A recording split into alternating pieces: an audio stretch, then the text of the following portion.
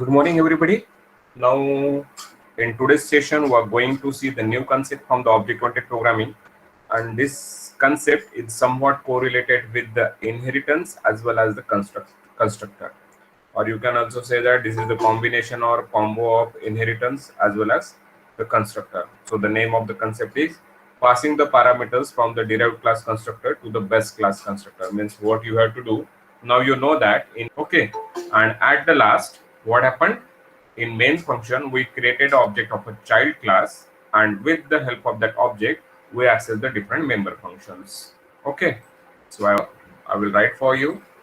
Like suppose this is your class, A is here.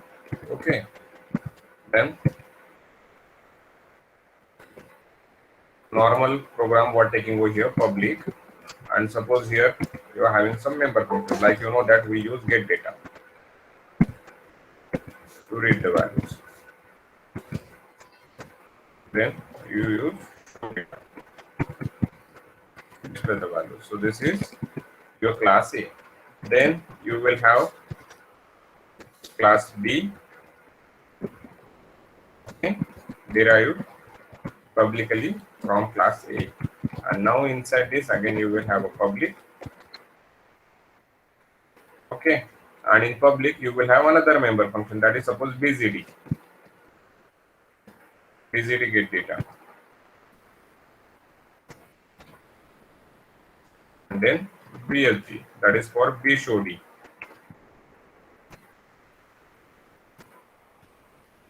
And in main, what happened? You are going to create the object of B class. Here you are creating an object of B class, that is O, and after that using O dot you are accessing different member function, that is O dot suppose get data, then O dot BZD, then O dot show data, and then O dot BSD. This is finished.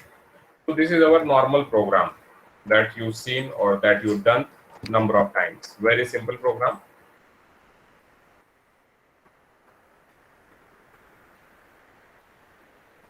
Okay. तो आप सभी को पता ही है, this is your class A which is having two member functions, get data, show data. Okay, this finished. Then you created class B publicly from class A. So here is again you are having two member function, that is BZD and BSD. Okay, and this is the completion of your class. Now you know that as class B is created publicly from class A, so what happened? This get data and show data, this get data and show data will become the public member functions of the class B, as they are now in a public section and your class is created publicly.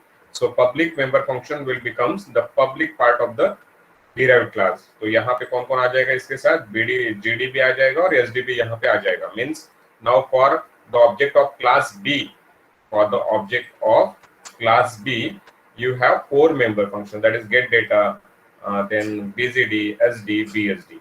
Okay, so this is the normal program that we have done in the concept of inheritance, and in the same way you can do the same program for multiple inheritance, multi-level inheritance, hierarchical inheritance or hybrid inheritance.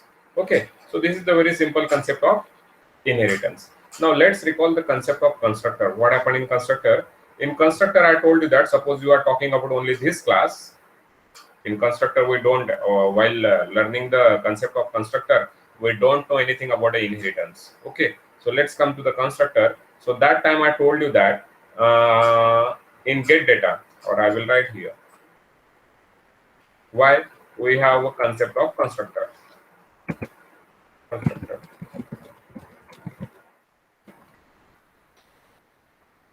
So what happened here? Now this is your class A. After that, what you are doing? You are doing integer main, and in integer main, normally what we are doing?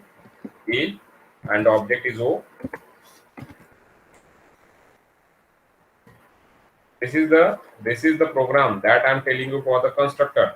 Above program was for the inheritance, and now whatever the concept we are learning, that is the combination of constructor and the inheritance. Okay. तो पहले मैंने आपको inheritance का programme यहाँ पे लिख के बताया. This is the program for inheritance, This is the program for constructor. And after getting these two concepts, we will see how that concept will get emerge. Okay, so this is O. So here we are writing O.gd and O.sd. So while learning the concept of constructor, I told you that whenever you are going to the function call, or you are simply making a function call and you are going to the function definition, that time three steps are going to occur over there.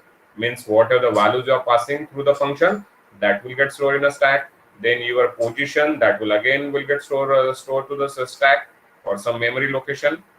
Okay, so all these things are going to happen over here.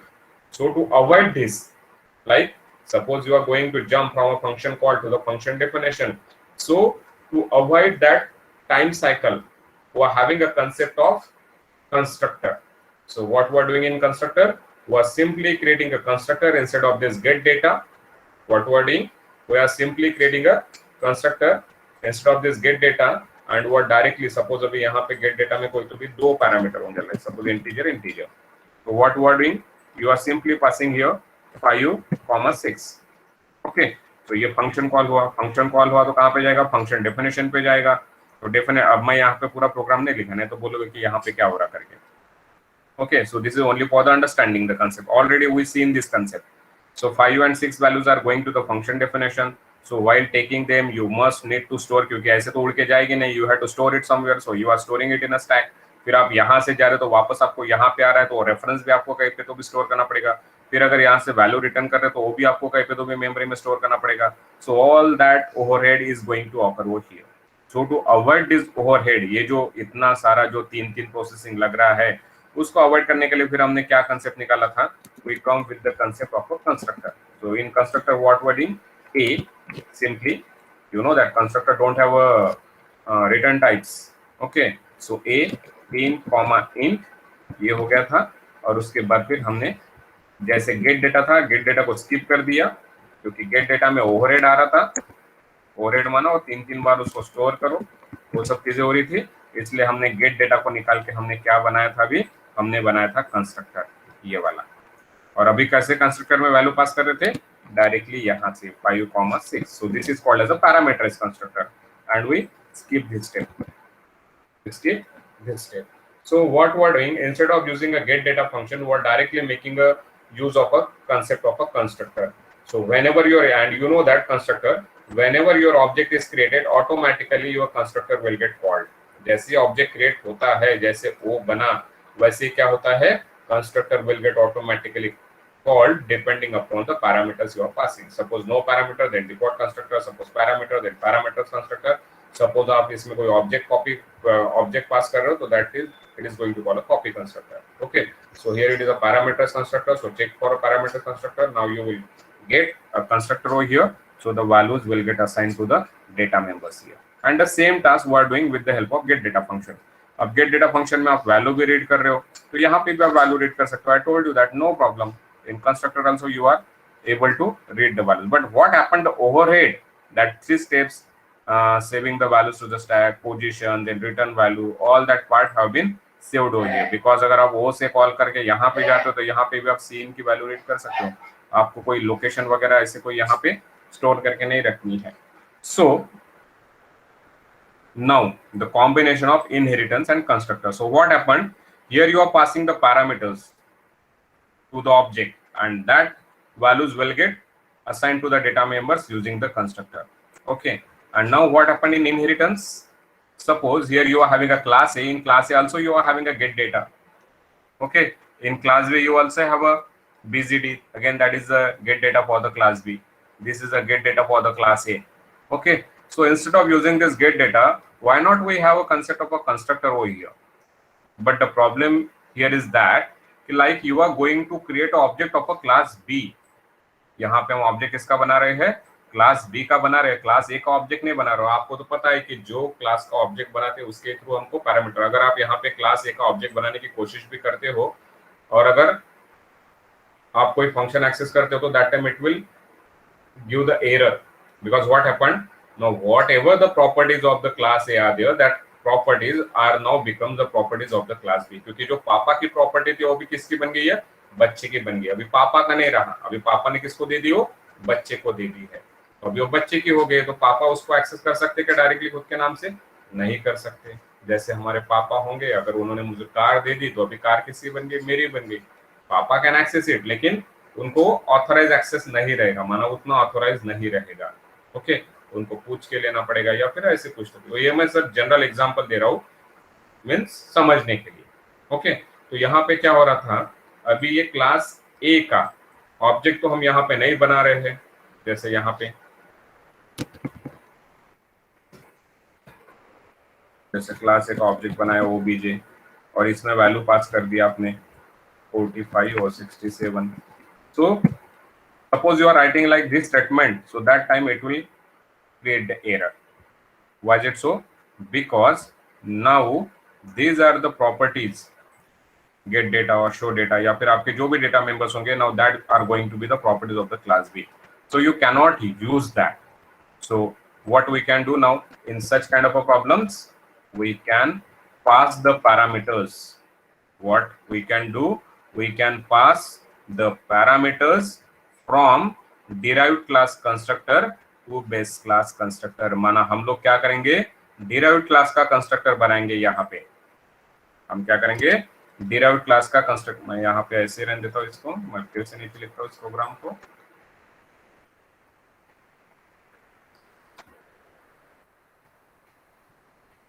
हम लोग क्या करेंगे, derived class का constructor बनाएंगे। तो ये बना लिया डिराइव्ड क्लास का कंस्ट्रक्टर।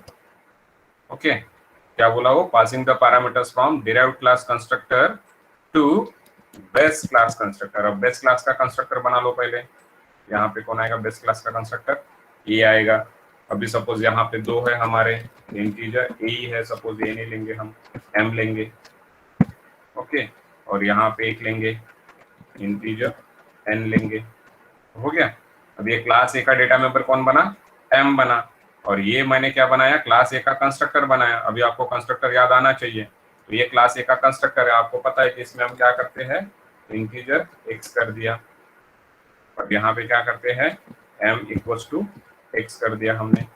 ओके, ये आपको पता है कि यहाँ पे हम दो पैरामीटर पास करते थे, एक करते थे, कितने भी कर सकते हो।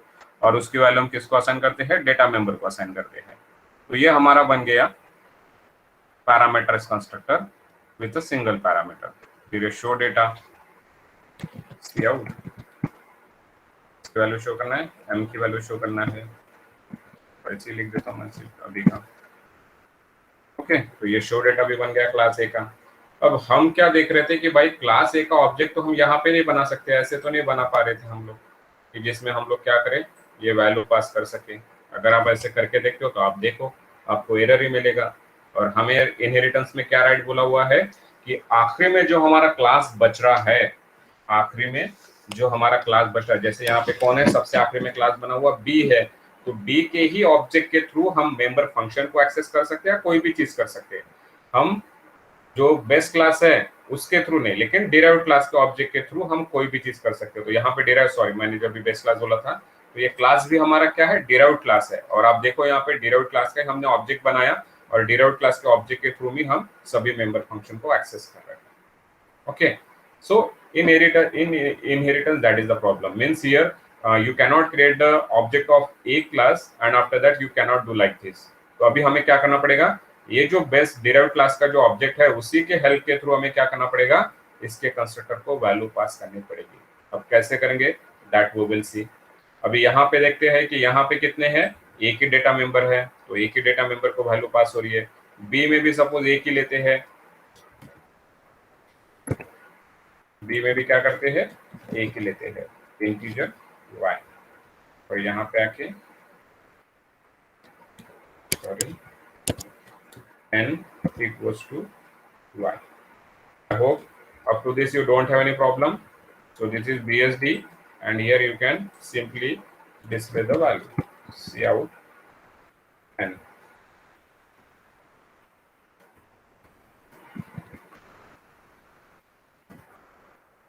Okay. This is BSD. अभी ये शो डेटा भी है, BSD भी है, लेकिन गेट डेटा हम लोग नहीं कर सकते क्योंकि हमने क्या बनाया है, कंस्ट्रक्टर बनाया है। तो ये वाला मैं स्किप कर रहा हूँ। तो अभी हमारे पास अभी ये भी पता है कि हम ए के थ्रू भी नहीं कर सकते हैं, ये भी मैंने डिलीट कर दिया।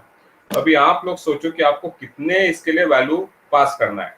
माना ये अभी किसकी जिम्मेवारी है, अभी ये पेरेंट की भी जिम्मेवारी बेटे की भी है और बेटे के खुद की भी है। ये बेटे के पास खुद का भी एन है और पापा से भी एम मिला हुआ है, तो इन दोनों को पालन दोनों को ये करना किसकी जिम्मेवारी है, इस ऑब्जेक्ट की है, ओ की है।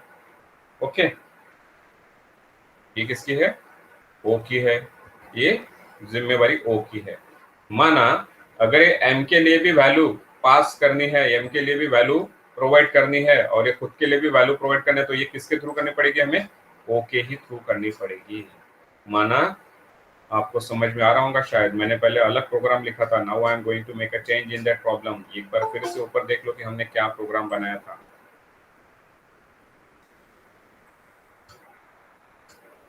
एक बार फिर से ऊपर वाला देख लो, ये क्लास ए था, इसमें सिंपल दो मेंबर फंक्शन थे, gate data show data.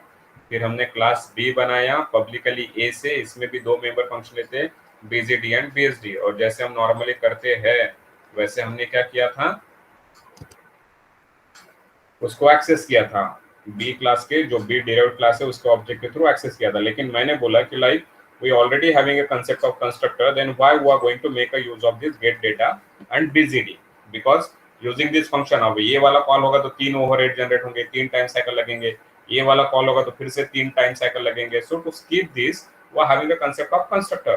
So what I said, instead of using this get data we can implement a constructor for a class A, instead of using this we can create a constructor for a class B. Okay, तो हमने फिर क्या किया, इस programme में class ए के लिए constructor बनाया, एक डेटा मेंबर बनाया एम और एम में वैल्यू असाइन की with the help of that constructor. फिर हमने बी के लिए कंस्ट्रक्टर बनाया, एक एन करके डेटा मेंबर लिया और एन डेटा मेंबर में वाई की वैल्यू असाइन कर दी। तो ये हमारा अभी क्लास ए का कंस्ट्रक्टर अलग बन गया और क्लास बी का कंस्ट्रक्टर अलग बन गया।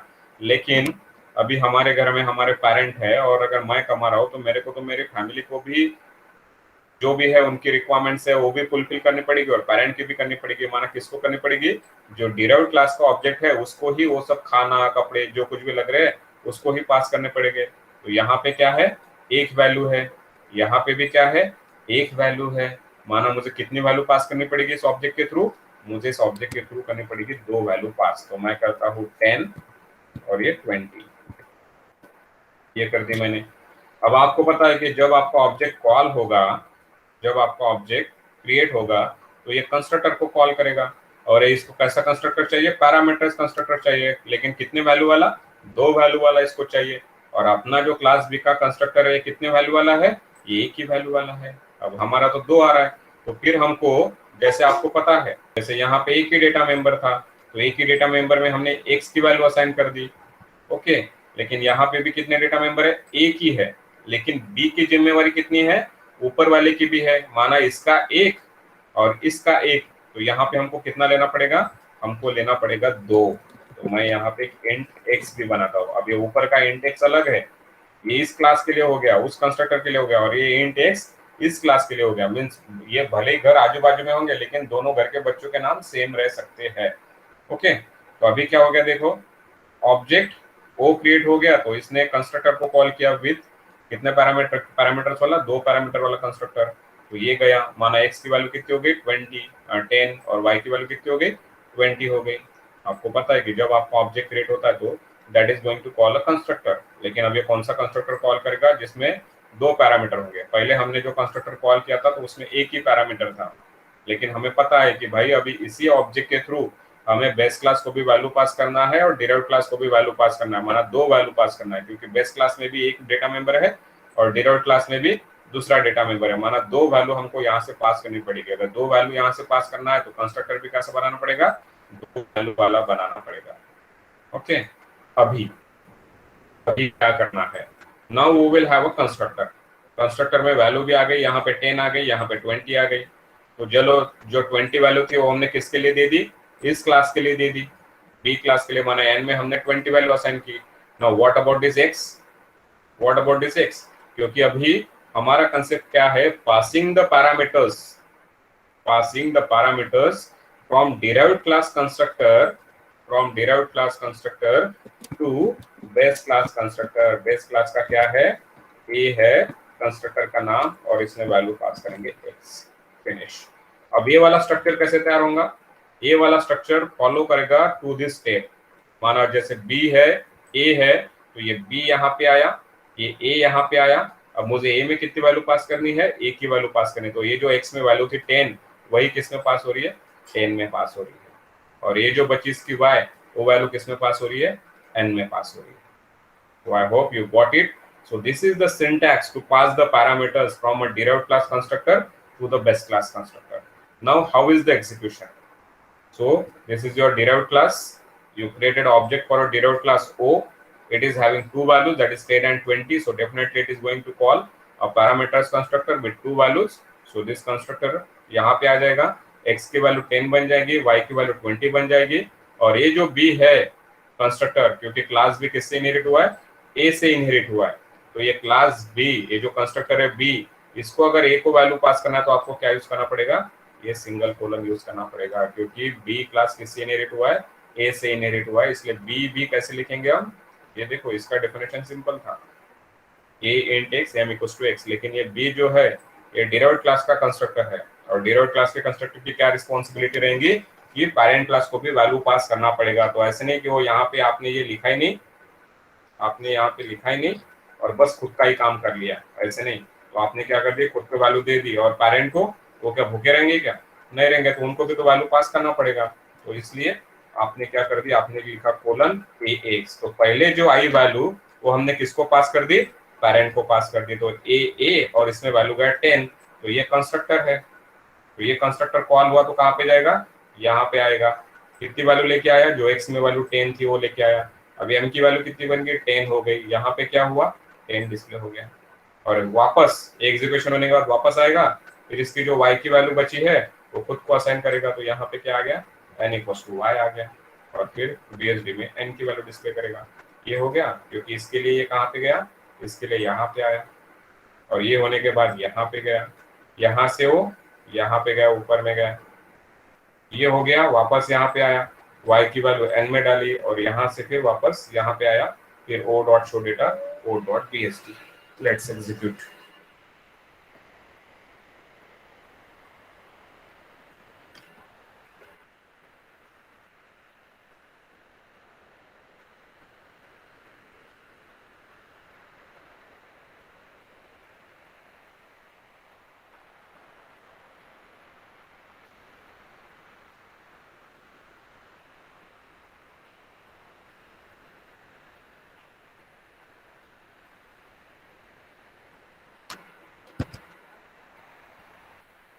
So you will have output as 10 and 20.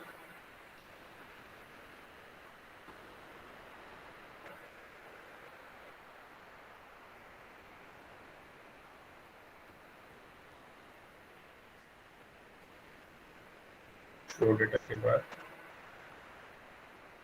White show data हमने नहीं लिखा है यहाँ पे, that's why the error.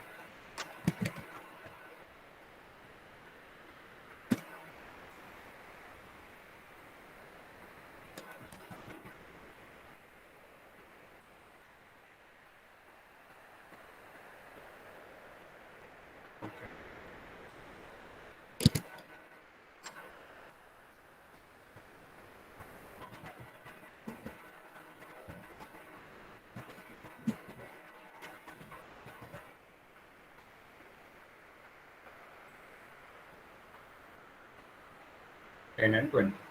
Okay, so how is the execution? B main के साथ एग्जीक्यूशन, डिराइव्ड क्लास का ऑब्जेक्ट B, वो ऑब्जेक्ट क्रिएट हुआ, तो कहाँ पे जाएगा? पैरामीटर्स कंस्ट्रक्टर पे जाएगा। तो यहाँ पे आएगा पैरामीटर्स कंस्ट्रक्टर B का विथ वैल्यू 10 एंड 20। इसको पता चला, जैसे यहाँ पे आया तो कंपाइलर को पता चला कि अरे इसके आगे तो A का कंस्ट्रक्टर कॉल हो रहा है, और ये X वैल्यू जो पहली वैल्यू थी वो किसको जा रही है? इसको जा रही है। तो इसको जा रही है, तो फिर ये वाला कंस्ट्रक्टर हुआ, तो इसके लिए कहाँ पे जाएगा? यहाँ पे जाएगा। x की वैल्यू लेके आया, वो x की वैल्यू किसको असाइन कर दी? m को असाइन कर दी। फिर से यहाँ पे वापस आया, पहला काम हो गया।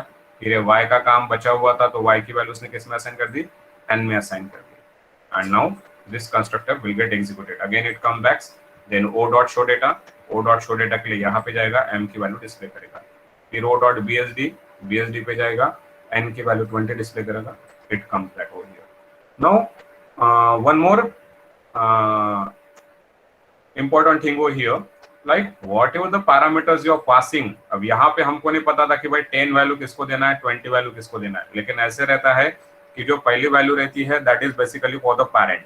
लेकिन अगर आपने यहाँ पे सीक्वेंस गलत लिख दिया, यहाँ पे अगर आपने लिख दिया y और यहाँ पे आपने लिख दिया x गलती से, एक्चुअली वो तो ऐसे रहता है कि जो it again depends upon the problem definition that what values you have to pass to your constructor, best class constructor. तो नॉर्मली तो जो रहता है कि पहली वैल्यू वो पेरेंट को जाती है, क्योंकि हमारे घर में भी ऐसा ही है कि भाई जो पहले आता है तो बड़ों को ही रहता है, बाद में फिर या फिर छोटे बच्चों को. तो ये जो थी 10, ऐसा अज्यूम रहता है कि that this value is going to represent the best class data member. लेकिन यहाँ पे आपने क्या हो गया, गलती से लिख दो, पहले y लिख दिया फिर x लिख दिया, तो यहाँ पे आपकी जो 10 वैल्यू है, आपकी जो 10 वैल्यू है वो किसको चली जाएगी, n को चली जाएगी, और x वैल्यू आपने किस में डाल दी, इसमें डाल दी. तो we have just seen a program for single inheritance. Okay, in single inheritance there is only one parent and there is only one child. So class B is inherited publicly from class A. So this is the derived class. Now what we have done, अब ये हमें पता है कि भाई class ए के लिए हमको एक डेटा मेंबर लग रहा है और क्लास बी के लिए हमको दूसरा डेटा मेंबर लग रहा है. तो इसलिए हमको इस ऑब्जेक्ट के थ्रू कितने वैल्यू पास करनी पड़ेगी, 2 वैल्यू पास करनी पड़ेगी, एक पापा के लिए, पेरेंट के लिए, और एक चाइल्ड के लिए. तो यहाँ से हम कंस्ट्रक्टर पे जाएंगे तो बी के कंस्ट्रक्टर पे आए, तो यहाँ पे हमको कितने लेना पड़ेगा, 2 लेना पड़ेगा. माना पहली वैल्यू किसके लिए, पेरेंट के लिए, और दूसरी वैल्यू किसके लिए, खुद के लिए. हो गया. तो ये पहली वैल्यू चली गई पेरेंट के लिए ऊपर में, पेरेंट के लिए चली गई यहाँ से ऊपर में, और ये जो दूसरी वैल्यू है वो खुद के लिए यूज हुई, और फिर हमने ऑब्जेक्ट के थ्रू ये शो कर दिया. Now suppose you are going to write a program जो multi level inheritance. Multi level में क्या हो जाएगा, क्लास ए से बना क्लास बी, और क्लास बी से बनेगा क्लास सी. ठीक है, ये क्लास ए से बना क्लास बी, और क्लास बी से बनेगा क्लास सी. तो ऑब्जेक्ट किसका क्रिएट होगा, सी का क्रिएट होगा. तो सी का ऑब्जेक्ट क्रिएट होगा तो सी को पता करना पड़ेगा कि भाई मेरे खुद के लिए कितने लग रहे हैं, बी के लिए कितने लग रहे हैं, और ए के लिए कितने लग रहे हैं. ओके, तो उतनी वैल्यूज यहाँ से पास होगी.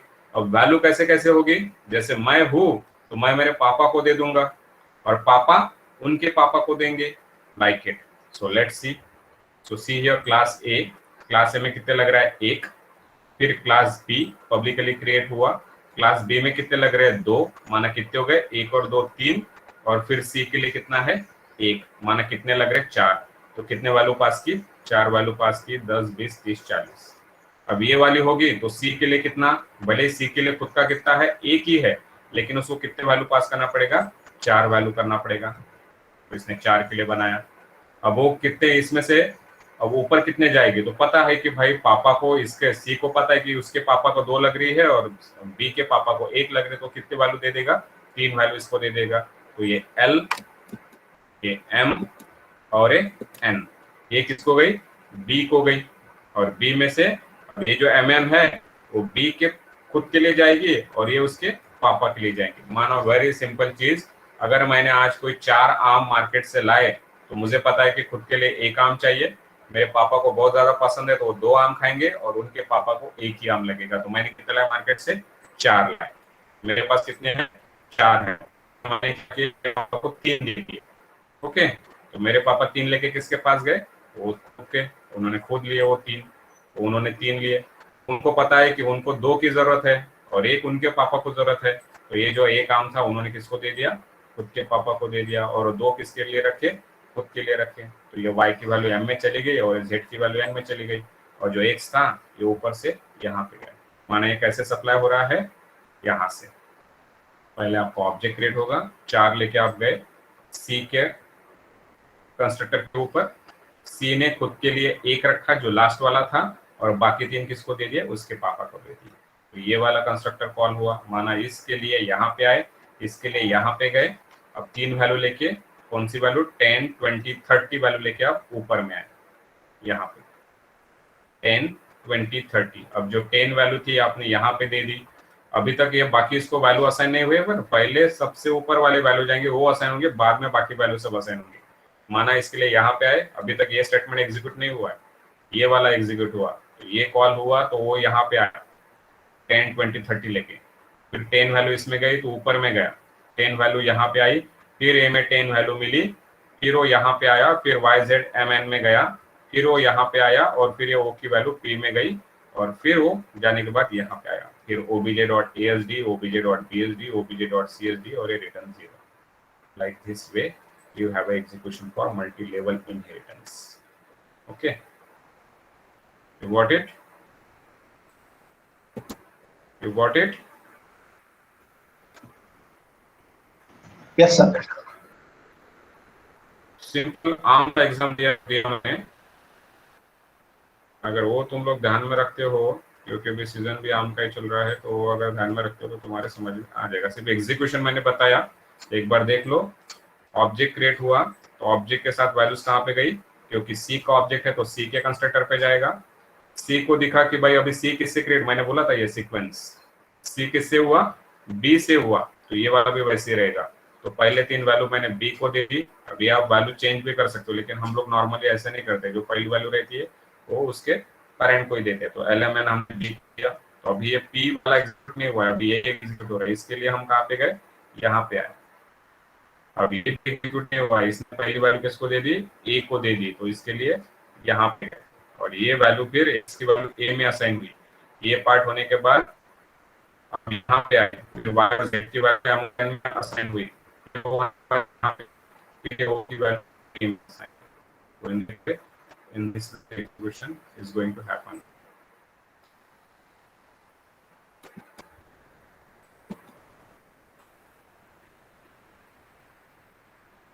Execute the program.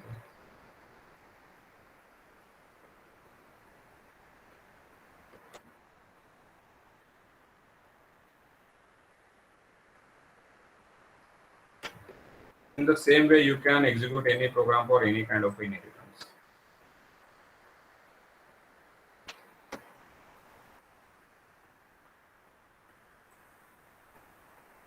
तो 10 20 30 40 आपका आउटपुट आएगा.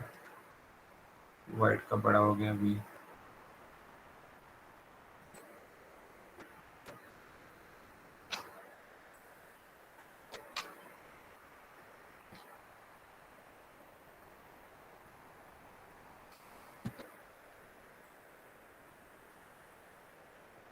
तो देखो first derived, second derived. Base में सबसे पहले 10 की वैल्यू गई, फिर फर्स्ट डिराइव्ड क्लास जो था बी क्लास, उसमें 20 30 आ गई, और जो सेकंड डिराइव्ड था सी क्लास, उसमें 40 वैल्यू आ गई. तो in this way you can execute the programme.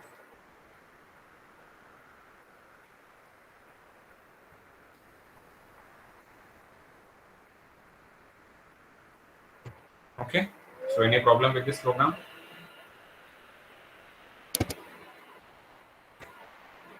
If you have any problem, you can ask me. Just like a multi-level, we can also implement the multiple. अब multiple के लिए क्या होगा, पहले क्लास A बनेगा, फिर क्लास B बनेगा, independent class A, independent class B, और दोनों क्लासेस C बनेगा. फिर C के थ्रू हमको A और B को वैल्यू पास करनी पड़ेगी. C के थ्रू पहले अभी वो सीक्वेंस इंपॉर्टेंट रहेगा. यहाँ पे C है, यहाँ पे A है, यहाँ पे B है, तो पहले C की वैल्यू किसको जाएगी, A को जाएगी, फिर C की वैल्यू किसको जाएगी, B को जाएगी. तो sequence important. Okay, so let's see the program for that. So this is for multiple inheritance. So same program है. Okay, so this is using namespace std, या फिर मैं प्रोग्राम उधर ही चेंज कर देता हूँ. ये क्लास A हो गया, ये क्लास B हो गया. क्लास B में क्या लगा, x और y, या फिर मैं y और z लेता हूँ.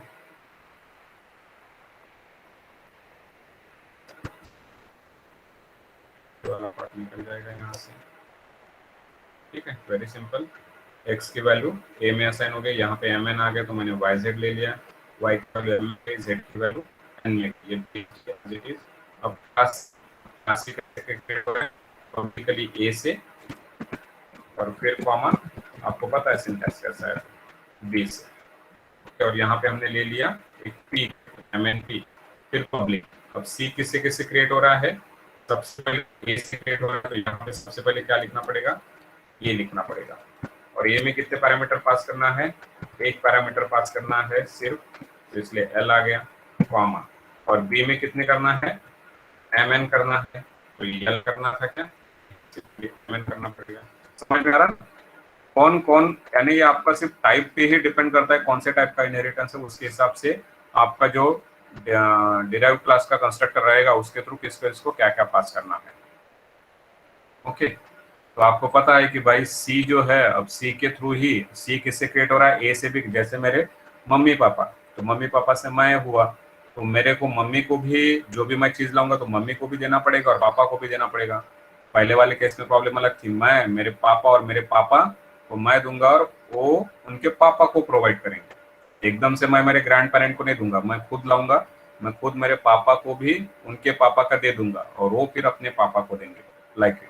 अब यहाँ पे डायरेक्टली मेरे मम्मी और मेरे पापा और उनको मैं खुद दे रहा हूँ, तो यहाँ से मेरे मम्मी को एक ही चीज चाहिए थी तो मैंने एक ही दे दी, मेरे पापा को 2 चाहिए थे तो मैंने एम और एन उनको दे दिया, और ये जो ओ था वो मैंने खुद के लिए यूज किया। Very simple. तो एग्जीक्यूशन कैसा, यहाँ से आएंगे, सी का ऑब्जेक्ट बनेगा 10 20 30 40, यहाँ पे आया 10 20 30 40। अब ये जो 10 था वो किसको गया, पापा को गया, तो ये पापा का कंस्ट्रक्टर कॉल होगा, तो ये गया यहाँ पे 10 वैल्यू इसको असाइन हो गई। ओके, फिर वापस आए, फिर एम ऑन एर मम्मी को, तो ये मम्मी वाला एम और एन, तो वाई और जेड की वैल्यू एम और एन में चली गई। अब ये एम एन अलग है और वो एम एन अलग है, या फिर आप चेंज भी कर सकते हो अगर आपको चाहिए तो, लेकिन अलग अलग है क्योंकि ये लोकल है। these are not the actual your data members or like that, these are the local parameters, तो उनका एग्जिस्टेंस सिर्फ उतने ब्लॉक के लिए रहता है। ये एम एन अलग है और ये अलग है, ये डेटा मेंबर्स है और ये लोकल पैरामीटर्स है। ओके, कंफ्यूजन हो रहा है तो आप उसको चेंज भी कर सकते हो, कुछ अलग ले सकते हो। ये वाला गया, यहाँ पे इसने वैल्यू असाइन कर दी, फिर ये वो बचा तो वो की वैल्यू पी में असाइन हो गई, and you have the execution of your program. अब base class 1,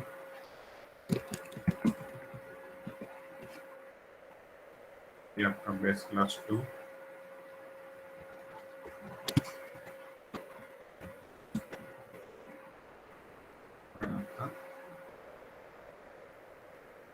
class.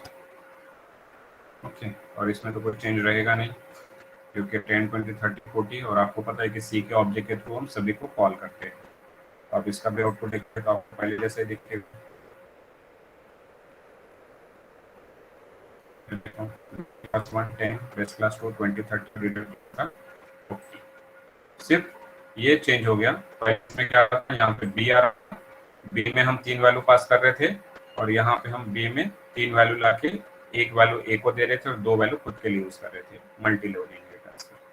So this is the program for multiple inheritance.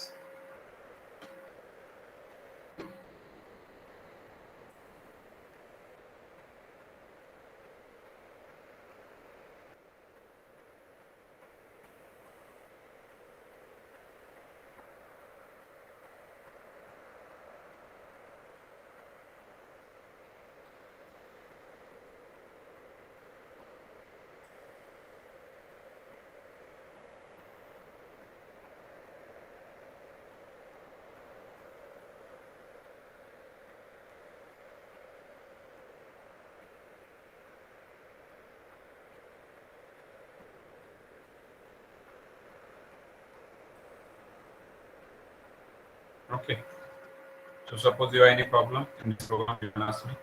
Let's see the last program for this topic. अभी हम नॉर्मल वाला programme देखते हैं वगैरह का, वगैरह का स्टूडेंट का लेता हूँ, स्टूडेंट और रिजल्ट।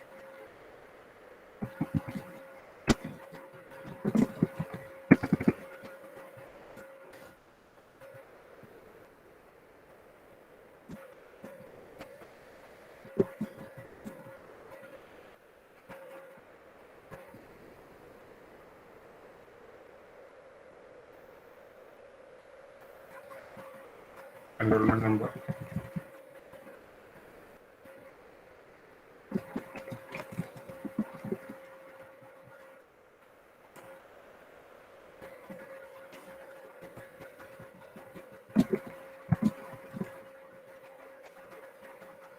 कॉलेज लेते हैं आपको इसको।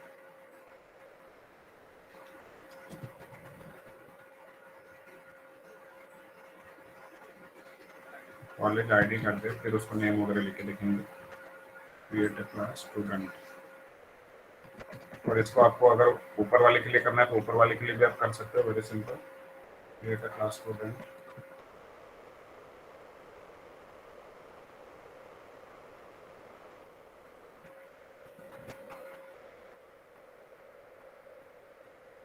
and SID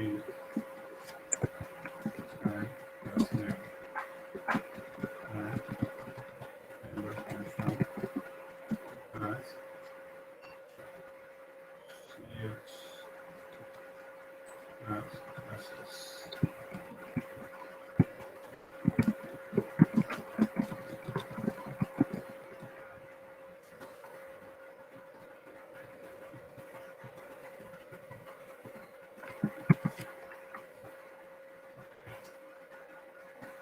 लिखता हूँ इसका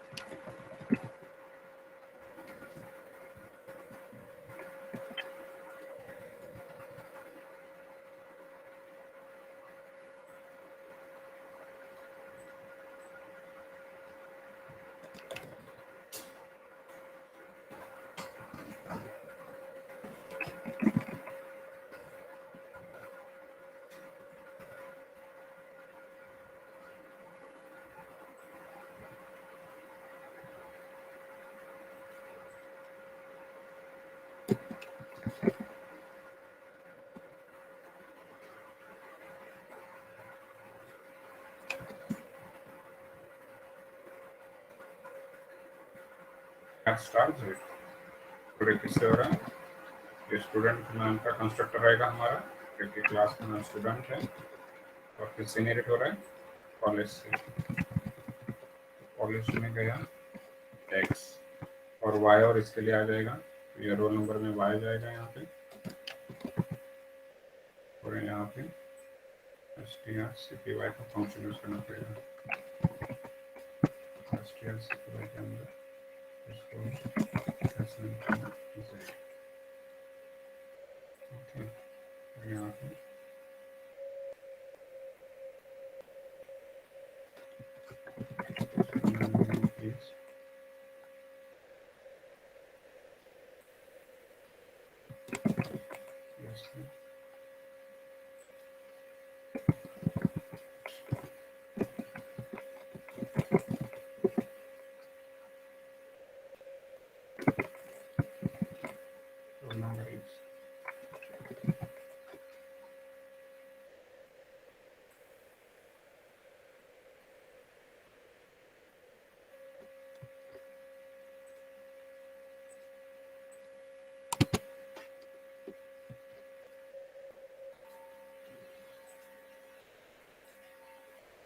ओके। अब आपको ये प्रोग्राम चेंज करना होगा तो आप ये भी कर सकते हो। So this here is access and then this is deleted. now integer main। अब integer main में ऑब्जेक्ट किसका बनेगा? स्टूडेंट का। ओबीजे बना है और यहाँ पर आपको क्या पास करना है? पहले कॉलेज का आईडी, तो कॉलेज का आईडी आपका 4012 कॉमा, फिर आपको क्या पास करना है? रोल नंबर बच्चे का, तो 21 सपोज, और नाम क्या है? सपोज शिव। ओके, यहाँ पे CS, यहाँ पे SS। एक बार एग्जीक्यूशन देख लो। अब स्टूडेंट, क्योंकि ये हमारा बेस क्लास और ये डिराइव्ड क्लास, इसलिए डिराइव्ड क्लास का ऑब्जेक्ट बनाया ओबीजे। क्या क्या पास करना है? इसको एक वैल्यू पास करना है इंटीजर, और इसको क्या पास करना है? रोल नंबर और नेम। तो ये पहला इंटीजर, फिर रोल नंबर, ओके, 3 वैल्यू हमने पास किए। तो ये जो स्टूडेंट का कंस्ट्रक्टर रहेगा वो 3 वैल्यू कैच करेगा। तो 3 वैल्यू कैच करने के लिए पहला x, दूसरा y और तीसरा स्ट्रिंग था तो उसका पॉइंटर बनाया z करके। ओके, तो पहली वैल्यू जो x थी वो किसको दे दी? कॉलेज को दे दी। तो ये कंस्ट्रक्टर कॉल हुआ कॉलेज का, तो यहाँ पे गया, x की वैल्यू किसमें दे दी? CID में दे दी। फिर वापस आए, फिर ये y की वैल्यू रोल नंबर में, z की वैल्यू वैसे डायरेक्ट असाइन नहीं कर सकते, तो strcpy फंक्शन के थ्रू z की वैल्यू s नेम में कॉपी कर दी। ये हो गया। ये होने के बाद यहाँ पे आए, फिर ये CS के थ्रू ये वाला कॉलेज ID CID, इसके बाद एंड एल कर दो।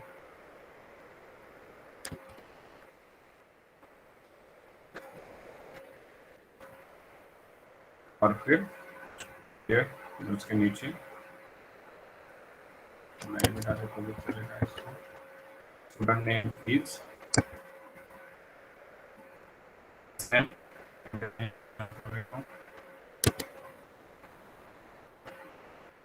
and roll number is roll number.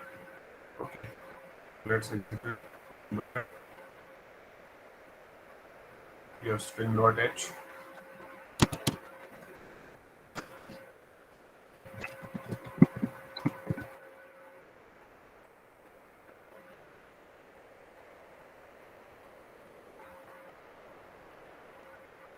You can string to character star वो दे रहा है उसका warning period.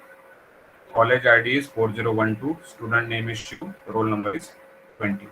So in this way, just having a reference to this program, you can implement for you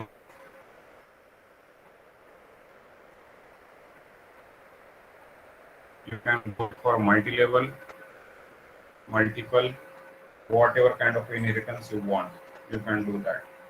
यही पे अगर आपको रिजल्ट भी करना है, आप रिजल्ट के लिए भी कर सकते हो इसको। जैसे ये स्टूडेंट हो गया, तो स्टूडेंट के बाद आप और एक बढ़ा दो यहाँ पे, जैसे क्लास रिजल्ट कोलन किससे?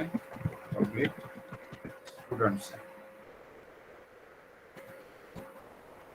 यहाँ पे लिखोगे इसके लिए क्या क्या बनाना है, integer m1 m2 m3,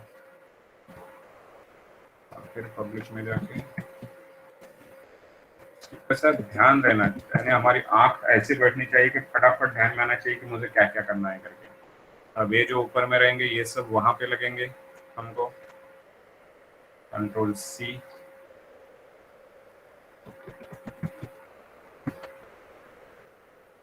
Ctrl+V, ये इसके लिए हो गए। और इसके लिए put integer p, integer q, integer r। ये जो थे ये चले जाएंगे स्टूडेंट को।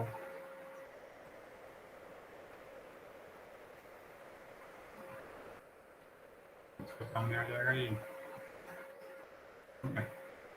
x इसमें गया, y इसमें गया, कैरेक्टर स्टार z इसमें गया।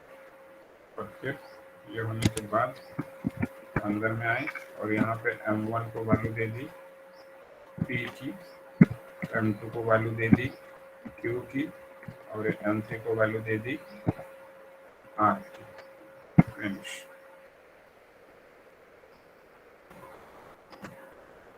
तो यहाँ पे दूसरा बनाए वाइड क्या है, अभी RS बना लो और RS में आके यहाँ पे रिजल्ट डिस्प्ले कर दूँ।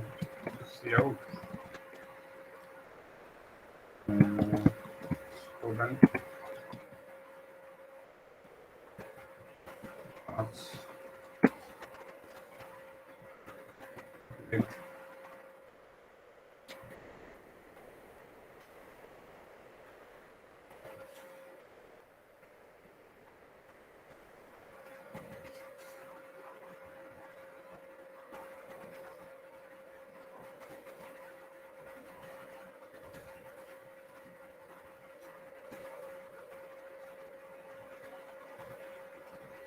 हम यहाँ पे है तो यहाँ पे हम परसेंटेज निकाल लेते हैं, या फिर यहाँ पे भी आप निकाल सकते हो, लेकिन हम यहाँ पे PR निकाल लेंगे। यहाँ पे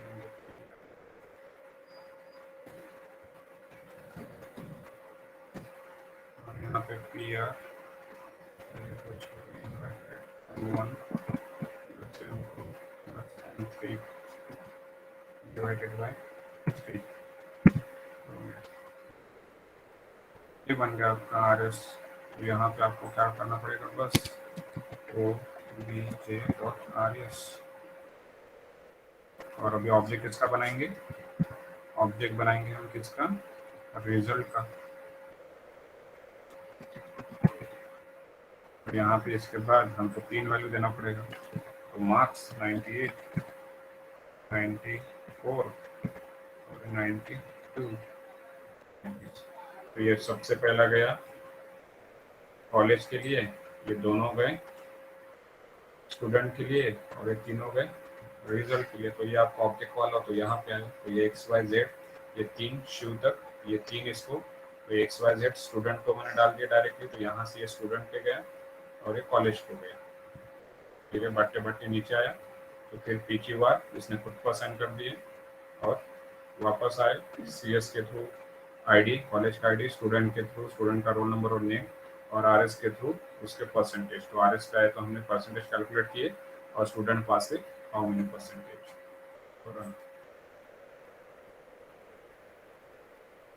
कंपाइलेशन फेल्ड।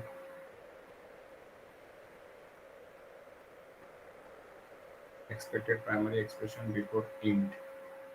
अच्छा, यहाँ पे लिखने की जरूरत नहीं है।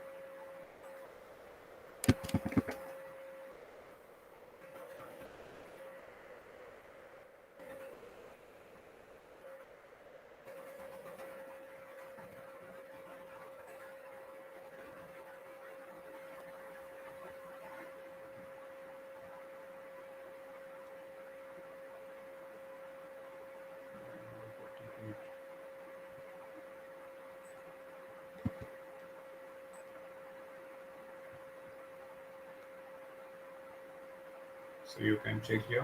College ID is 4012. Student name is Shiv. Roll number is 21. Student pass with 94% ID.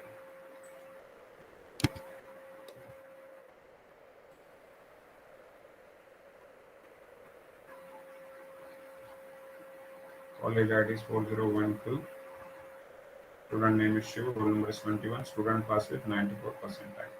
So in this way, you can do the same program for the multiple inheritance. Suppose you want. तो सिर्फ कैसा है कि हमारी आंख बैठनी चाहिए कि भाई मेरे कौन कौन से वैल्यू कहाँ कहाँ से जा रही है, and for that you need a lot of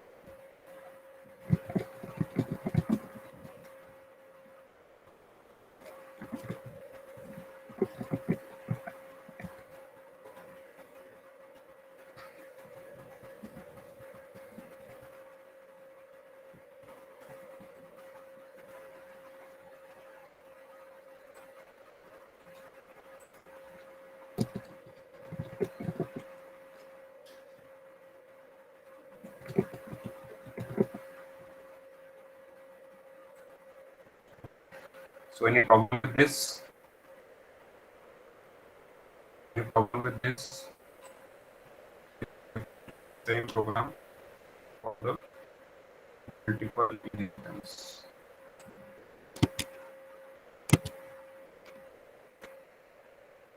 मैंने यहाँ पे create a class student,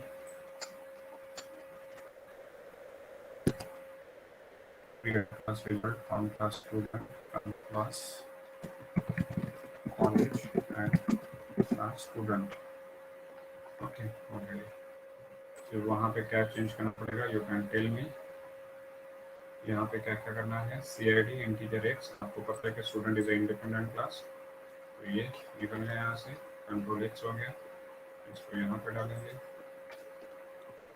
cut करके।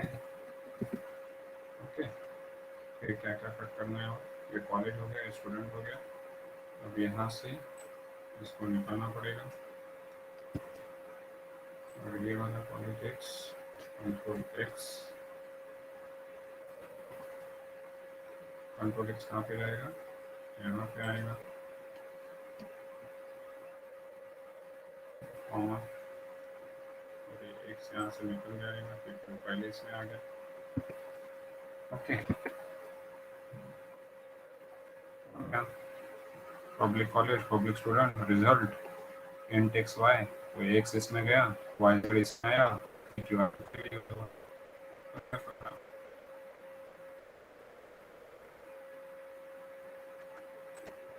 दो बार आया।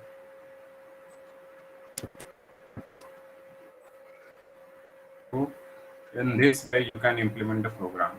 So same 4012 21 यहाँ पे आप चेंज कर सकते हो, शिव की जगह शक्ति ले लो, रोल नंबर चेंज कर दो 36, यहाँ पे आप 4012 की जगह 401 पे कर दो, 401। आप कॉलेज का नेम भी ले सकते हो, सपोज यू वांट 4014 शक्ति, रोल नंबर 36, 94% है।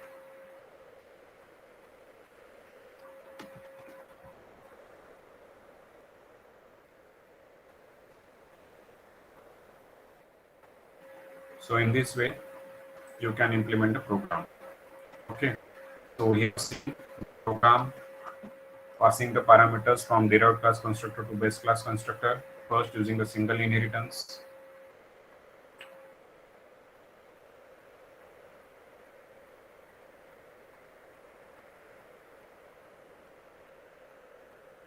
So firstly I tell you the concept of inheritance with this program. Then we have seen the concept of constructor with this program, and then we have formed the combination of inheritance and constructor. So this is the program of inheritance, and in that instead of get data we have implemented a constructor. But what happened here, we are passing the parameters from derived class constructor to base class constructor. So what you have to find first thing, how many data members are available in the parent class. So only one, so that's why this one is for the parent class and this another is for the derived class. अभी यहाँ पे एक ही है इसलिए एक ही पास किया, अगर यहाँ पे दो होते थे तो आपको यहाँ पे दो और लगते थे, माना एक पेरेंट के लिए और ये दो खुद के लिए, लेकिन यहाँ पे एक ही है इसलिए हमने एक ही यूज किया, उसकी वैल्यू उसको असाइन हो गई। फिर आपको ये शो डेटा नॉर्मल फंक्शन है, जैसे आप नॉर्मल एक्सेस करते हो, जैसे आपका ऑब्जेक्ट क्रिएट होगा, कंस्ट्रक्टर कॉल होगा तो यहाँ पे जाएगा 10 वैल्यू एक्स में, 20 वैल्यू वाई में, तो एक्स की वैल्यू 10 पहले पेरेंट में कॉपी होगी, यहाँ से ये पेरेंट के कंस्ट्रक्टर पे जाएगा, वैल्यू असाइन करेगा, वापस आएगा, फिर ये y की वैल्यू n में जाएगी। तो this is for your single inheritance. Now in the same way multi level में पता है कि पहले क्लास A बनेगा, फिर क्लास B बनेगा और फिर क्लास C बनेगा। तो हम क्या करेंगे, C के लिए ऑब्जेक्ट बनाएंगे। तो C का ऑब्जेक्ट बनाया तो पता करना पड़ेगा कि पहले खुद के लिए कितना, 1, उसके पापा के लिए कितने, 2 और उसके पापा के लिए कितना, 1, माना टोटल कितने पास करने पड़ेंगे, 4 पास करना पड़ेगा। तो यहाँ पे 4 वैल्यू पास किए तो 4 लेके यहाँ पे आए। तो पहले अब पापा को कितने थे, उसके 2 और उसके पापा को 1, तो ये 3 वैल्यू किसको दे दी, इसको दे दी। तो ये 3 वैल्यू लेके यहाँ पे गया बी के कंस्ट्रक्टर में, 3 वैल्यू यहाँ पे दिए, 3 वैल्यू यहाँ पे दिए, 3 में से 1 वैल्यू ऊपर को पास की, तो ये 1 वैल्यू इसको मिल गई, बाकी जो 2 बचे थे उसने खुद के लिए यूज की, फिर वापस आया, इसके पास जो 1 बची थी उसने खुद के लिए यूज की और फिर एक्सेस हुआ। This is a multi level. Then multiple में आपको पता है कि class A independent, class B independent और फिर क्लास सी के थ्रू क्लास सी से क्रिएट हो रहा है पब्लिकली ए से और पब्लिकली बी से। तो फिर हमने सी के कंस्ट्रक्टर के थ्रू ए को पास की 1 वैल्यू, बी को पास की 2 वैल्यू और जो बची थी खुद यूज। तो यहाँ से 10 20 30 40 यहाँ पे आया पहले ए का, और यहाँ पे ये सीक्वेंस इंपॉर्टेंट है, वेरी इंपॉर्टेंट। अगर आपने यहाँ पे पहले ए से क्रिएट हुआ होगा तो आपको पहले ए का ही कंस्ट्रक्टर कॉल करना पड़ेगा।